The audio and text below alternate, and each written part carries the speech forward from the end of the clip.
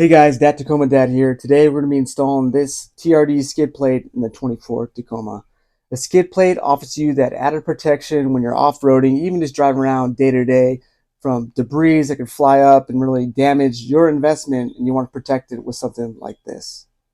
What you're going to need to install this skid plate is this thing, of course, a cross member for the added 2 bolt positions if you have a SR, a SR5, a Sport, or a Limited.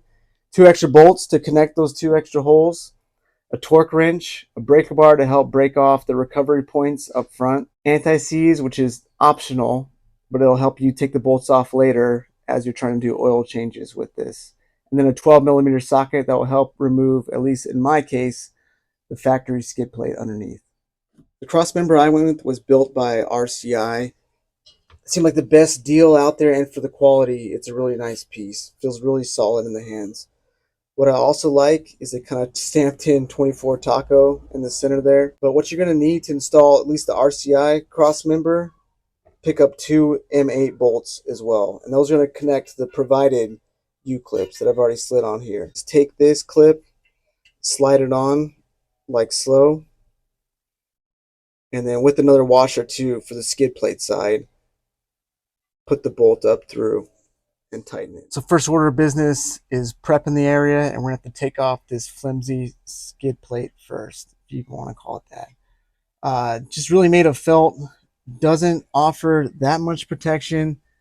You got some vital components back here, and really it's just covering the front section, and even then I'm sure something would puncture right through that. We're also going to be taking off the recovery points, and this is where we're going to be attaching the cross member.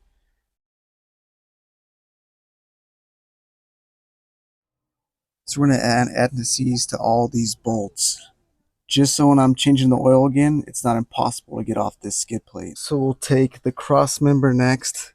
This is kind of the layout with the emblem facing forward. And we're going to take it, re-bolt back on. Just to make it easier, as I'm installing this, put just 1 bolt in here, just kind of hold the entire piece while I'm tightening down the other side. So as you're getting it all kind of tightened and set up, just make sure that you don't tighten it down fully yet until you have the skid plate in. So what I'm going to do is put up the skid plate, make sure everything fits, and then tighten everything down. Because as you can see, I can wiggle this. There's some leeway, right, so we can get the holes to match up. If you tighten them down, you're going to lose that ability really to make everything fit. To install the skid plate, you can see the 2 bigger holes there. What we're going to do is install the bolts kind of halfway and then slide it on, lock it in, and then put in the rest of the bolts and tighten them down.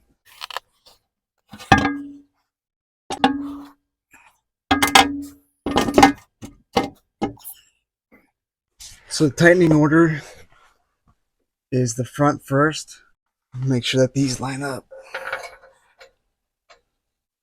And again, if they don't, I can just wiggle this plate back and forth until they do. But be careful because you don't have everything tightened down. And if you try to wiggle it too much, you could drop down and hit your head. With the skid plate fully installed, I can now tighten down the recovery points with the cross member to 88 foot-pounds on both sides, and then torque down all the skid plate bolts to 21 foot-pounds. I should have got bigger washers because as I tightened it down, it kind of started to suck into the hole. I'm just going to let it play out. Maybe with my next oil change, we'll see. Maybe I'll swap them out.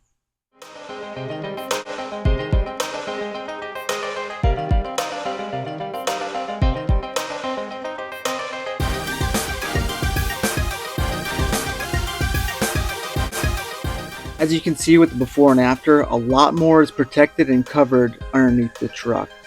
Even if you don't plan on off-roading and using this truck mainly as a mall crawler, that added protection with the skid plate will help prevent costly repairs down the road. Pun intended. Let's go be a pavement princess together. See ya.